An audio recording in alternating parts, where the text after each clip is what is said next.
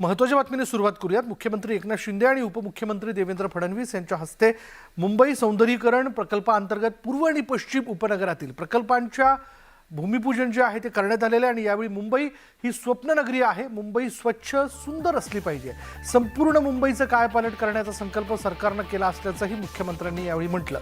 कामं करणाऱ्यांना पूर्वीसारखं कुठे इकडे तिकडे भेटावं लागणार नाही असा टोला देखील मुख्यमंत्र्यांनी यावेळी विरोधकांना लगावला।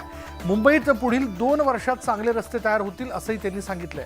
मुंबईतील रखडलेले प्रकल्प मार्गी लावणार, पुनर्विकास प्रकल्पांना चालना देणार असल्याचंही मुख्यमंत्र्यांनी यावेळी सांगितलंय। तर आतापर्यंतच्या मुंबई महापालिकेतील राज्यकर्त्यांनी विकासाच्या फक्त गप्पा मारल्या, त्यामुळे आम्ही 2020 ची मॅच खेळायचा निर्णय घेतला असा टोला उपमुख्यमंत्री फडणवीसांनी लगावला।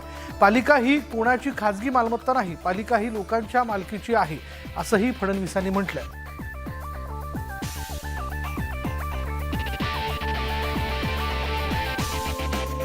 अतिशय चांगल्या प्रतीचे, चांगल्या दर्जाचे रस्ते आणि चांगल्या कंपन्या ज्यांचं रेप्युटेशन चांगलं आहे, नॅशनल इंटरनॅशनल लेवलला त्याचं काम सुरू आहे आणि वेळेमध्ये ते काम पूर्ण झालं पाहिजे असं सांगितल्यानंतर त्याचं टेंडरिंग झालं आणि सगळ्या गोष्टी झाल्या, त्याची वर्क ऑर्डर होईल आणि उर्वरित देखील 400 किलोमीटरचे रस्ते देखील मार्चमध्ये येत्या ते देखील आपण घेणार आहोत। ही देखील आपण हा निर्णय देखील घेतला आहे। संपूर्ण प्रयत्नातून मुंबईकरांना जसं आपण कोविडच्या नंतर आपण सगळ्या मर्यादा उठवून टाकल्या, गोविंदा, गणपती, दिवाळी, नवरात्रोत्सव सगळं मोठं केलं, चांगलं केलं, सगळे लोक आनंदी झाले, अगदी घरामध्ये बसले होते ते बाहेर आले, तुम्ही तर आलातच पण बाकी लोक पण यायला लागले आणि म्हणून आज आपण पाहतोय हे केवळ आणि केवळ आपले सरकार सर्वसामान्यांचं स्थापन झाल्यामुळे हा सगळा बदल झालेला आहे।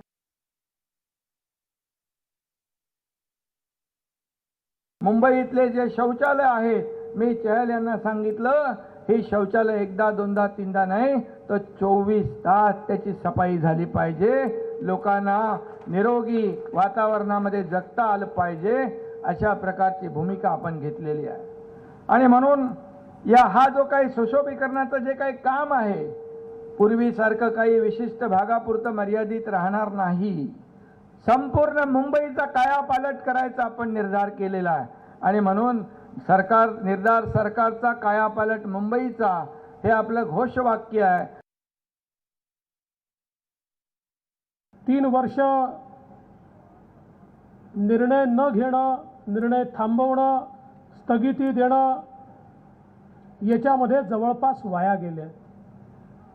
त्यामुळे आता 2020 ची मॅच खेळल्याशिवाय पर्याय नाही आणि केवळ 2020 ची मॅच नाही तर त्या मॅचमध्ये सेंचुरी देखील काढावी लागेल हे लक्षात आल्यामुळे माननीय मुख्यमंत्र्यांनी मुंबईच्या कायापालटाची ही संकल्पना त्या ठिकाणी मांडली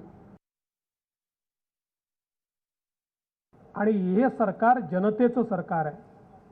या सरकारला महानगरपालिकेला खासगी मालमत्ता बनवायचं नाहीये आणि मुख्यमंत्र्यांनी आम्हाला मालमत्ता तयार करण्यात इंटरेस्ट नाही आहे। आमची मालमत्ता हे तुम्ही सगळे आहात, आमची मालमत्ता ही मुंबईची जनता आहे, त्यामुळे त्यांचा पैसा त्यांच्या कामात आला पाहिजे, त्यांच्यापर्यंत पोहोचला पाहिजे, याकरता महानगरपालिका काम करेल। ही महापालिका म्हणजे महानगरपालिका ही जनतेची असते, ती जनतेच्या हाती पुन्हा गेली पाहिजे आणि म्हणून ही सगळी कामं पारदर्शीपणे या ठिकाणी घेतलेली आहेत। कुठल्याही प्रकारच्या या ठिकाणी अपारदर्शी व्यवहार हा खपवून घेतलाच जाणार नाही, अशा प्रकारचा आमचा निर्णय आहे। माननीय मोदीजींनी देशामध्ये शहरांमध्ये टॉयलेट्स ही आकांक्षी असले पाहिजे असं सांगितलं आणि आकांक्षी टॉयलेट्स म्हणजे जिथे जात असताना टॉयलेटमध्ये जातो असं भान होणार नाही, एखाद्या स्वच्छ चांगल्या ठिकाणी आपण जातोय अशा प्रकारचं त्याचा ॲम्बियन्स असेल, अशा प्रकारचं त्याचा बाहेरचा भाग असेल, आतला भाग असेल आणि त्याकरता केंद्र सरकारने जो काही निधी आहे तो दुप्पट करून दिलाय। दुप्पट निधी आता केंद्र सरकार या आकांक्षित टॉयलेट्स तयार करण्याकरता आपल्याला देतं आहे. पुढे पाहूयात हिंदू हृदय सम्राट बाळासाहेब ठाकरे समृद्धी महामार्गाच्या पहिल्या टप्प्यातील नागपूर ते शिर्डी या 521 किलोमीटर महामार्गाचं पंतप्रधान नरेंद्र मोदींच्या हस्ते लोकार्पण करण्यात येणार आहे. पंतप्रधान नरेंद्र मोदी हे रविवारी सकाळी 9:25 सुमारास नागपूरमध्ये दाखल होतील. ते कस्तुरचंद पार्क ते खापरी या मार्गावर मेट्रोने प्रवास करणार असून त्यानंतर समृद्धी महामार्गावर 10 किलोमीटरचा प्रवास ते पूर्ण करतील. दरम्यान पंतप्रधान मोदी ज्या मार्गाने जात आहेत त्या मार्गावर कडक बंदोबस्त करण्यात आला आहे. पोलिसांच्या ताफ्याची रंगीत तालीम सुद्धा पार पडली आहे. तर समृद्धी महामार्गावर भाजपचे आणि बाळासाहेबांचे शिवसेना पक्षाचे भगवे झेंडे लावण्यात आलेत.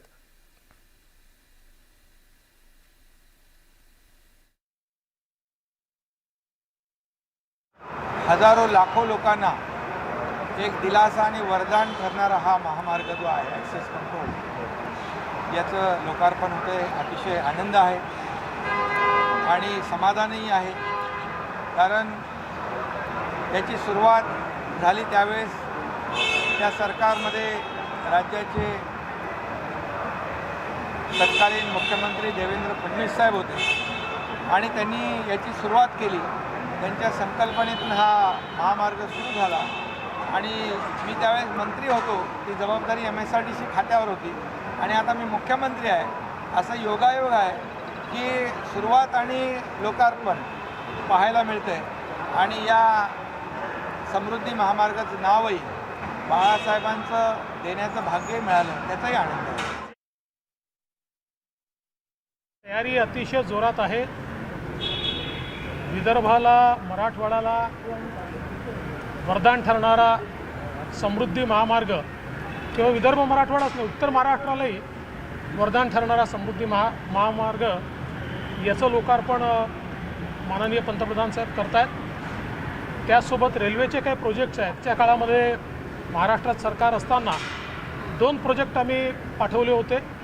एक नाग नदीचं शुद्धीकरण आणि रिज्युविनेशनचा प्रोजेक्ट 2000 कोटीचा प्रोजेक्ट आहे. जायका त्याला फंडिंग करणार आहे.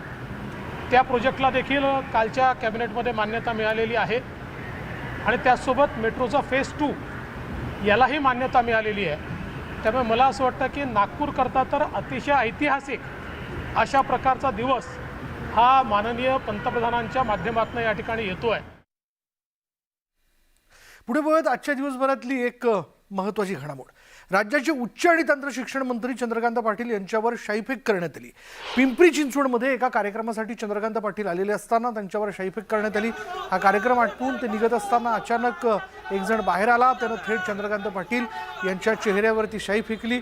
पोलिसांनी तातडीनं हालचाल करत चंद्रकांत पाटील यांना सावरलं. तसं शाईफेक करणाऱ्याला ताब्यात घेतलं. चंद्रकांत पाटील यांच्यावर शाईफेक केल्याप्रकरणी 3 जणांना पोलिसांनी ताब्यात घेतल्याची माहिती मिळते.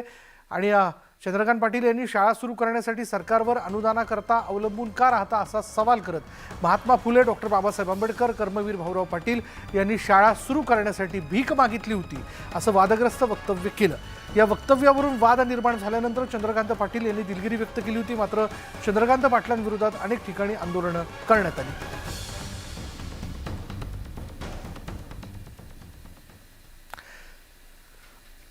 या शाईफेकीनंतर चंद्रकांत पाटील यांनी या सगळ्या प्रकाराचा निषेध केला. आपण कोणालाही घाबरत नाही, हिम्मत असेल तर समोर येऊन बोलावं, शब्दाला शब्दानं उत्तर द्यावं असं आव्हान चंद्रकांत पाटील यांनी दिलं. मी कार्यक्रमाला सांगतो आहे, मी सगळे कार्यक्रम करणार आहे. मी चळवळीतला माणूस आहे, कोणाला घाबरत नाही. अशा प्रकाराने पराचा कावळा करणं, त्याचं 3-3 वेळा क्लॅरिफिकेशन दिल्यानंतरही, दिलगिरी व्यक्त केल्यानंतरही हे भ्याडपणा. अरे हिम्मत असेल तर समोर येऊन या, हिम्मत असेल तर समोर या. चला सगळं पोलीस डिपार्टमेंट बदला करू, चला कार्यक्रमाला कोणी यायचं नाही. अरे काय चाललेलं आहे? मी रडणारा माणूस नाही, मी लढणारा माणूस आहे. तुम्ही बघत राहा की या सगळ्या विषयामध्ये जशास तसं म्हणजे मारामाऱ्या करून नाही, परंतु त्यांना माफी मागायला लागेल, त्यांना दिलगिरी व्यक्त करायला लागेल. आता बोलावं ना विरोधी पक्षाच्या नेत्यांनी, राष्ट्रवादीच्या, शिवसेनेनी, की हे असं अशी झुंडशाही चालू देणार आहात का? तुम्ही या झुंडशाहीचा निषेध करणार आहे की नाही? अजितदादांना माझं खुलं आव्हान आहे. आव्हान म्हणजे अपील. पुन्हा जरा चुकीचे अर्थ लावाल तुम्ही. आव्हान म्हणजे आव्हान, आव्हान म्हणजे चॅलेंज नाही. आव्हान म्हणजे अपील करतो मी अजित पवारांना, निंदा करायची. माझ्याबद्दल काय बोलायचं तर बोला, घटनेची निंदा करा. मी उद्धवजींना विनंती करतो, मी उद्धवजींना अपील करतो की तुम्ही निंदा करा या घटनेची. चंद्रकांत पाटील यांच्यावरील शाईफेकीनंतर विविध पक्षाच्या नेत्यांनी प्रतिक्रिया दिल्यात, तेही पाहूयात. अतिशय दुर्दैवी अशा प्रकारची गोष्ट आहे. खरं म्हणजे त्यांच्या वाक्यातला एखादा शब्द चुकला असेल तरी त्या वाक्याचा आशय घेतला पाहिजे. आणि माध्यमांनाही माझी विनंती आहे की पूर्ण वाक्य दाखवून वाक्याचा आशय न दाखवता केवळ चुकलेला शब्द दाखवणं हे योग्य नाही आहे. अर्थात मी काही माध्यमांना दोष देत नाही, पण मला असं वाटतं की जे लोक अशा प्रकारचं कृत्य करतायत, आंदोलन करतायत, त्यांनी ते वाक्य नीट ऐकलं पाहिजे, त्याचा आशय समजून घेतला पाहिजे. अशा प्रकारचे चुकीच्या पद्धतीनं टार्गेट करणं हे अतिशय अयोग्य. पूर्णपणे हा प्रकार चुकीचा आहे, कारण ज्या वक्तव्याला अनुसरून अशा पद्धतीची शाई फेकली गेली असं वाटतंय. या बाबतीत भाषण करताना बोलण्याच्या ओघात दादा अशा पद्धतीनं बोलून गेले होते, परंतु त्यांच्या जेव्हा लक्षात आलं की हा शब्द आपल्याकडनं चुकीचा गेलेला आहे, तेव्हा मान्य दादांनी लगोलगच त्याच्याबद्दल दिलगिरी व्यक्त केली. आणि मला माझा बोलण्याचा उद्देश तसा नव्हता आणि मला कशा अर्थानं बोलायचं होतं हे सुद्धा दादा बोलले. या प्रकरणाची सगळी माहिती हे कुणी केलं का त्याला कुणी करायला लावलं, ह्या सगळ्या बाबतीतले आमचे स्थानिक पोलीस त्याची माहिती घेतील, त्याची चौकशी करतील आणि स्थानिक वरिष्ठ पोलीस अधिकारी याच्या बाबतीत ठरवतील पुढं काय करायचं ते. मला वाटतं राज्याचं एक शांत आणि संयमी नेतृत्व म्हणून चंद्रकांत दादांकडे पाहिलं जातं आणि अशा प्रकारे त्यांच्यावर शाईफेक करणं हे महाराष्ट्राच्या संस्कृतीला शोभणारं नाही, काळीमा फासणार आहे. अशा विकृत मानसिकतेनं मुळासकट उपटण्याची ठेचण्याची आवश्यकता आहे. आणि आपण बघाल, राज्यातील जनतेनं चंद्रकांत दादांना पाहिलेला एखादी चूक झाली, जीभ घसरली, तर तात्काळ दादाने दिलगिरी मागितली, माफी मागितली, कशाचाही अहंभाव त्यांनी ठेवला नाही. आणि आता या प्रकरणात दिलगिरी व्यक्त केल्यानंतर केवळ राजकारणापोटी विकृत मानसिकतेनं असं कोण करत असेल तर मला वाटतं महाराष्ट्राला विरोधी पक्षाकडून अधोगतीकडे नेण्याचं काम सुरू आहे. हे फ्रस्ट्रेशन, हे वैफल्य आज महाराष्ट्राच्या संस्कृतीच्या परंपरेच्या मुळाशी येत आहे. हे दुर्दैवी आहे. राज्याचे मुख्यमंत्री नक्कीच या प्रवृत्तीनं मुळासकट घेतल्याशिवाय राहणार नाहीत. ती तुमची हतबलता या भ्याड हल्ल्यातून दिसून येते. शाईचा हल्ला करणाऱ्या लोकांच्या घरात घुसून त्यांना त्यांच्याच भाषेत उत्तर कसं द्यायचं हे भारतीय जनता पार्टीच्या प्रत्येक कर्मठ कार्यकर्त्याला चांगलं माहीत आहे. आम्ही कायदा आणि सुव्यवस्थेचा मान राखतो म्हणून आम्ही कायदा हातात घेत नाही, पण विरोधी पक्ष आणि त्यांचे कार्यकर्ते, नेते यांनी आमचा अंत पाहू नये. हात जोडून आदरणीय दादांची माफी मागावी. सीमा प्रश्नी अमित शहांपेक्षा पंतप्रधान मोदीच तोडगा काढू शकतील असं मत उद्धव ठाकरेंनी व्यक्त केलं आहे. संयुक्त महाराष्ट्राविषयी पंतप्रधान मोदींची काय भूमिका आहे ते त्यांनी जाहीर करण्याची मागणी देखील उद्धव ठाकरेंनी केली आहे.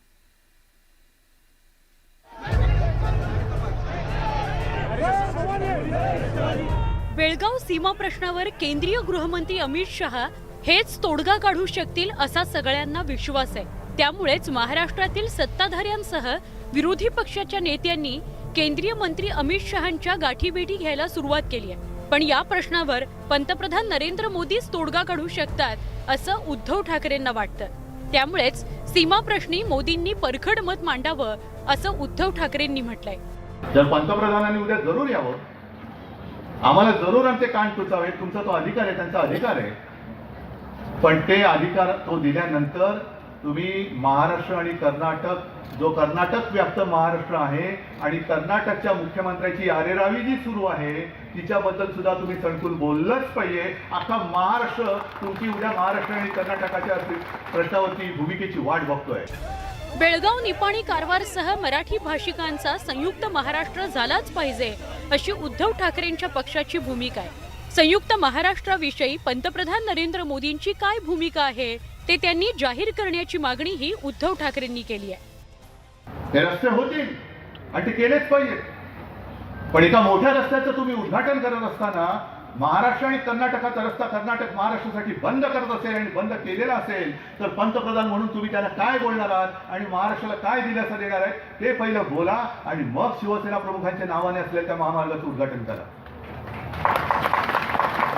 आणि स्वतः शिवसेना प्रमुख हे त्याच सीमा प्रश्नासाठी 3 महिने तुरुंगात राहिले होते. आणि शिवसेनेची आणि बाळासाहेबांची भूमिका ही पूर्णपणे स्पष्टपणाने बेळगाव, कारवार, निपाणीसह संयुक्त महाराष्ट्र झालाच पाहिजे.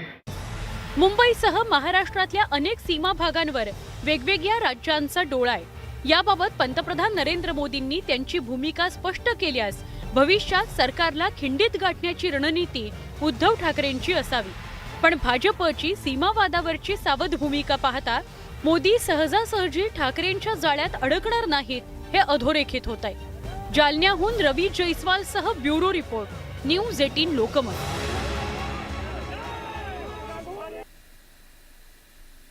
मनसे अध्यक्ष राज ठाकरे मुंबईत लवकरच सभा घेणार आहेत. मुंबई महापालिकेच्या निवडणुका लवकरच येऊ घातलेल्या आहेत आणि त्याच पार्श्वभूमीवर मनसेनं कंबर कसली आहे. या जाहीर सभेत राज्यात सुरू असलेल्या सर्वच मुद्द्यांवर राज ठाकरे भाष्य करतील. राज्यात नवीन सरकार आल्यानंतर राज ठाकरेंची पहिलीच मोठी सभा पार पडते आणि त्यामुळे या सभेत राज ठाकरे नेमकं कोणावर निशाणा साधणार याकडे सर्वांचं लक्ष लागलं आहे.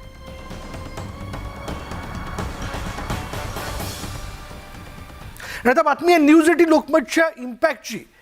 डम्पिंगच्या त्रासातून चिखलोलीकरांची सुटका होणार आहे. राष्ट्रीय हरित लवादानं चिखलोली डम्पिंग ग्राउंड बंद करण्याचे आदेश दिले.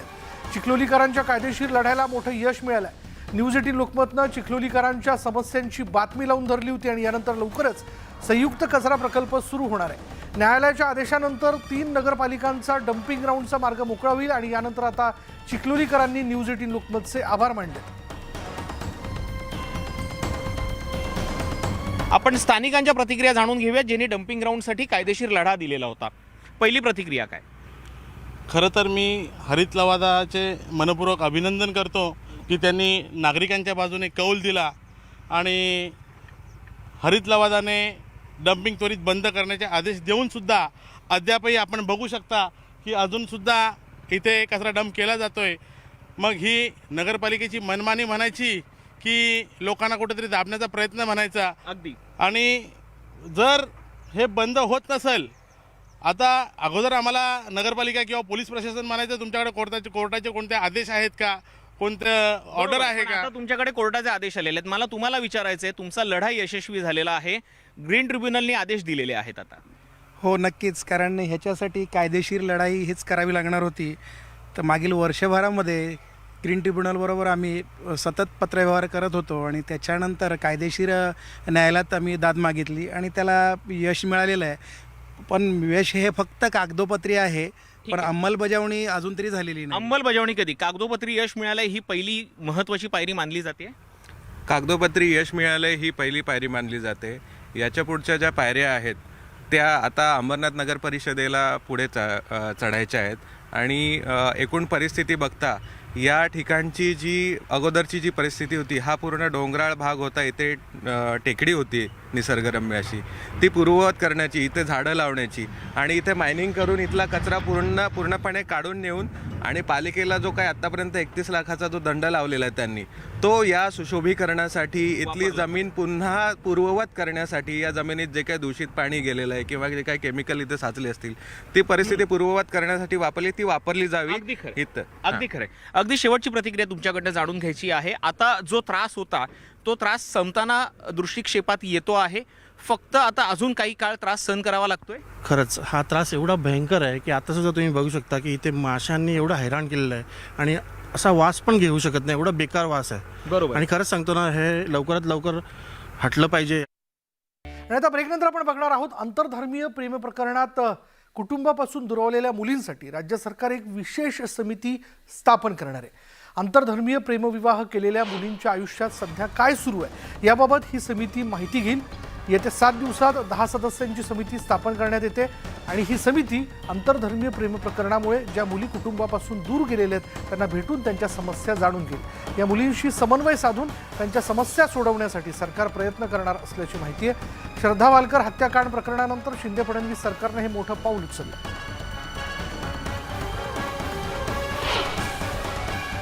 आम्ही पूर्वी एक कमिटीच्या गठीतचा आदेश दिलेला आहे. एक 7 दिवसाच्या आत ते कमिटी डिक्लेअर होणार आहे. त्या कमिटीचं नाव आहे आंतरजातीय विवाह करून मुलं मुली जे आहे त्यांचे ते आपले जे मूळ परिवारातून त्यांचा संबंध कमी झाला आहे त्यांच्या समस्याचे निराकरणासाठी समिती गठीत होणार आहे.